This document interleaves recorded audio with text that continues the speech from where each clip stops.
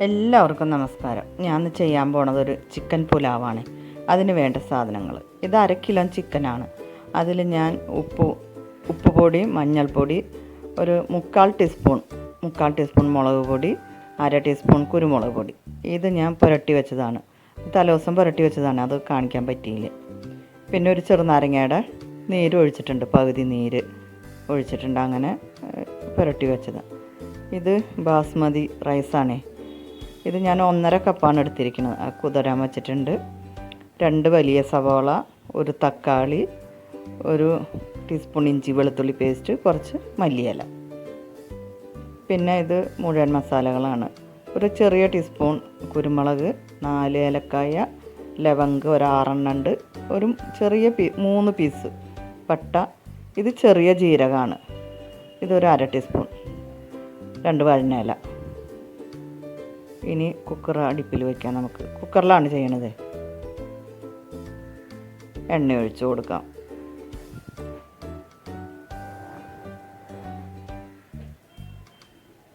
ഇനി മുഴുവൻ മസാലകൾ ഇട്ട് കൊടുക്കാം. നമുക്ക്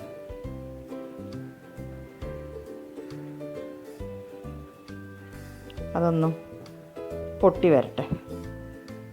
ഇത് പെട്ടെന്ന് നമുക്ക് ചെയ്തെടുക്കാൻ പറ്റും, അധികം സമയമൊന്നും വേണ്ട. ഇനി സവാള ചേർത്ത് കൊടുക്കാം. 2 സവാളയാണ്.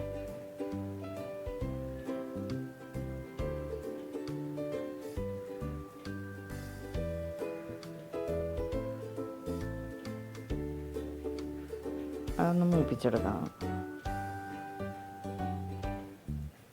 ആ ചിക്കനിൽ പുരട്ടിയ മസാല മാത്രമേ ചേർക്കുന്നുള്ളൂ കേട്ടോ.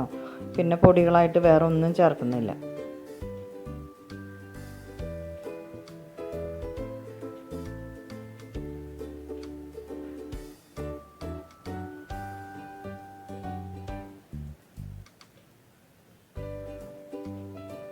മൂത്ത് വന്നിട്ടുണ്ട്. ഇഞ്ചി വെളുത്തുള്ളി പേസ്റ്റ് ഇട്ട് കൊടുക്കാം. അതൊന്ന് പച്ചമണം മാറുന്നവരെ ഒന്ന് മൂപ്പിച്ചെടുക്കാം.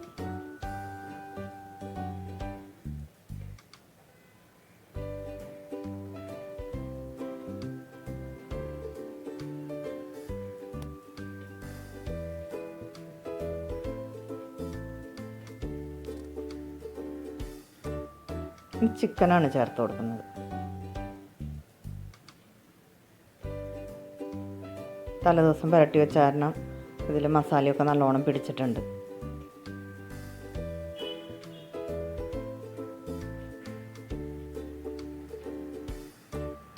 ചിക്കനിലെ വെള്ളം ഒന്ന് ഇറങ്ങണേ, അല്ലെങ്കിൽ പിന്നെ നമുക്ക് വെള്ളത്തിൻ്റെ ഇത് തെറ്റിപ്പോകും അരി ഇതും കൂടി ചേർക്കുമ്പോൾ. അപ്പോൾ കുറച്ച് നേരം ഇട്ടൊന്ന് വഴറ്റാം നമുക്ക്.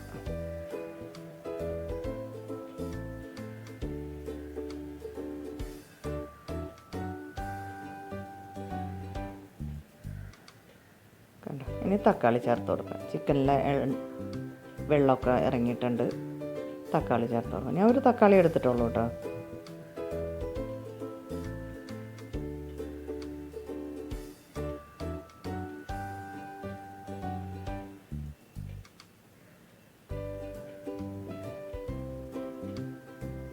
അത് നല്ലോണം ഒന്ന് ഇളക്കി യോജിപ്പിക്കാം.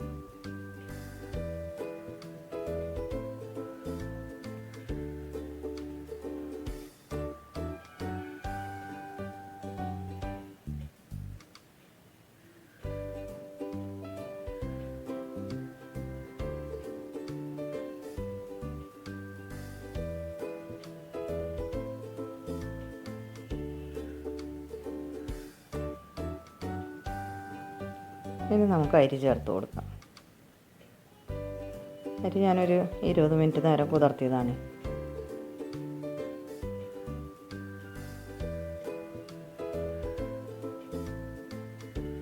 ഞാനിപ്പോൾ 1.5 കപ്പ് അരിയാണ് എടുത്തിരിക്കുന്നത്.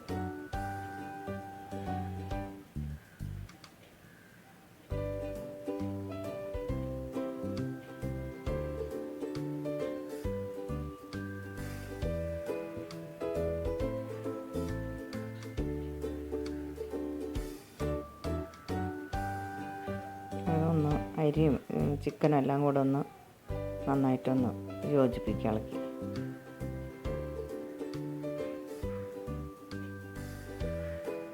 ഇനി മല്ലിയില ഇട്ട് കൊടുക്കാം.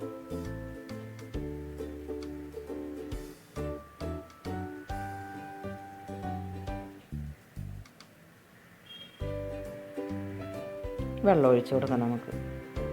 അപ്പോൾ നമ്മൾ 2 ഗ്ലാസ് അരി എടുക്കുകയാണെങ്കിൽ ഒരു 4 ഗ്ലാസ് വെള്ളം ആ കണക്കിനായിട്ട് ഒഴിച്ച് കൊടുക്കാം.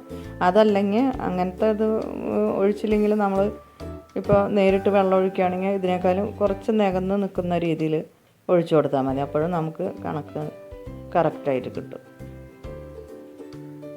വെള്ളം ഒഴിച്ച് ഒന്ന് ഇളക്കി കൊടുത്തിട്ട് നമുക്ക് ഉപ്പൊക്കെ ഒന്ന് നോക്കാം. എന്നിട്ട്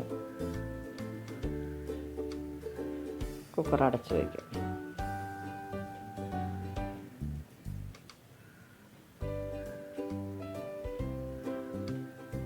കുറച്ചും കൂടി ഉപ്പ് ചേർത്ത് കൊടുക്കാം.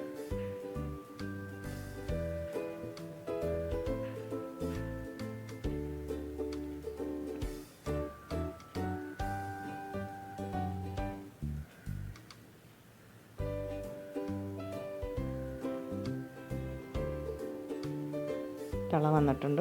കുക്കർ അടച്ച് വയ്ക്കാം. കുക്കറിലൊരു 2 വിസിൽ വന്നാൽ കറക്റ്റ് പാകമാണ്. കണ്ടോ, 2 വിസിൽ വന്ന് ഞാൻ ഇറക്കെ പോയി തുറന്ന് നോക്കി. നന്നായിട്ട് വെന്ത് കിട്ടിയിട്ടുണ്ട്.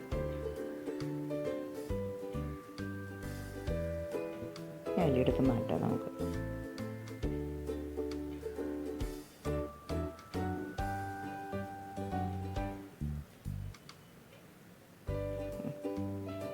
ഇനി നല്ലോണം ചൂടാറുമ്പോൾ കറക്റ്റ് പാകമായിരിക്കും. പുലാവ് റെഡി ആയിട്ടുണ്ട്.